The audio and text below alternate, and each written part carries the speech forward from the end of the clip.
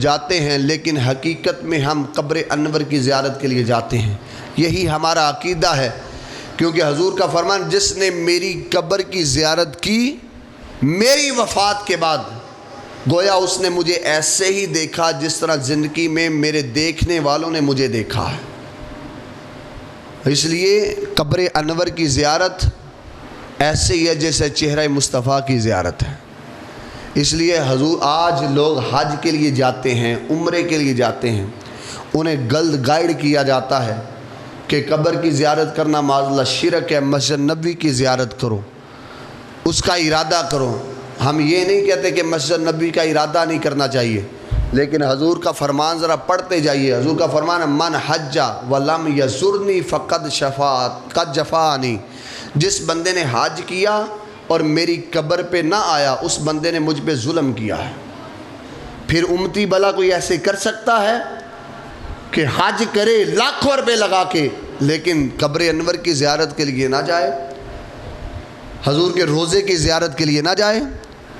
उस माई का वाक़या बड़ा मशहूर हुआ, चंद सालों की बात है। मुल्तान की रहने वाली एक औरत घर में काम करने वाली थी, उसने बड़ी मेहनत और मुशक्क़त के साथ हज का इरादा किया।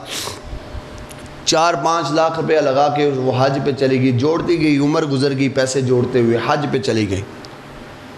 वो हज पे जाने के बाद में मस्जिद नबी में गई तो रोज़ा मुस्तफ़ा को देखने लगी।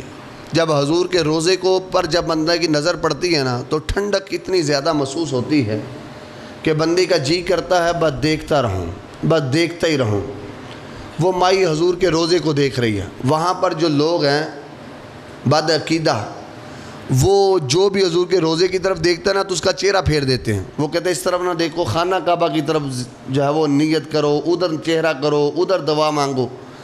लेकिन जो अकीदत वाले होते हैं ना, वो कुरान की इस आयत पे अमल करते हैं, वलौ अन्नहुम इज़्ज़लमू अनफुसहुम जाऊका फस्तगफिरुल्लाह वस्तगफरलहुम रसूलुल्लाह वजदुल्लाह तव्वाबर रहीमा।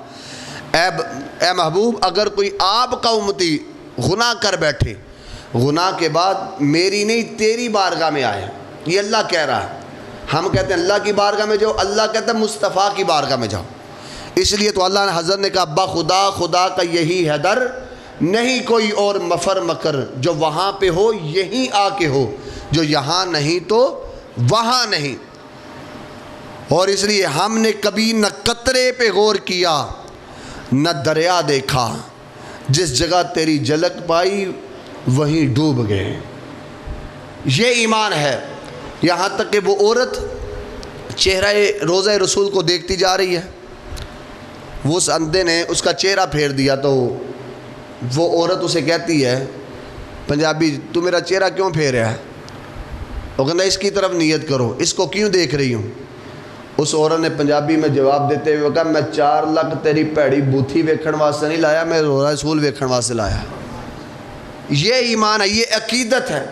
जब बंदे के अंदर ये अकीदत गर्ज से चलती है कि मैं ज़ियारत उस ज़ात की करने के लिए जा रहा हूँ जिस ज़ात ने अल्लाह रब्बुल इज़्ज़त की कसम से अपने हर उम्मती को अपने साथ जन्नत में लेके जाना है, वो बंदा कितना बेवफा होगा जो नबी हर वक्त ये दुआ करता चला गया कि उम्मती उम्मती उम्मती।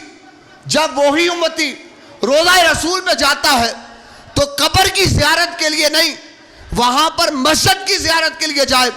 वो नबी खुद फरमाता है, ए बंदो याद रखना, हज तुम करते हो, लेकिन हज करने के बाद अगर मेरी कब्र की ज़ियारत के लिए तुम ना आए, ये बात याद रखना, उस बंदे ने मुझ पर बहुत ज़्यादा जुल्म किया, जिस बंदे ने मेरी कब्र की ज़ियारत के लिए ना आया और हज करके वापस लौट गया।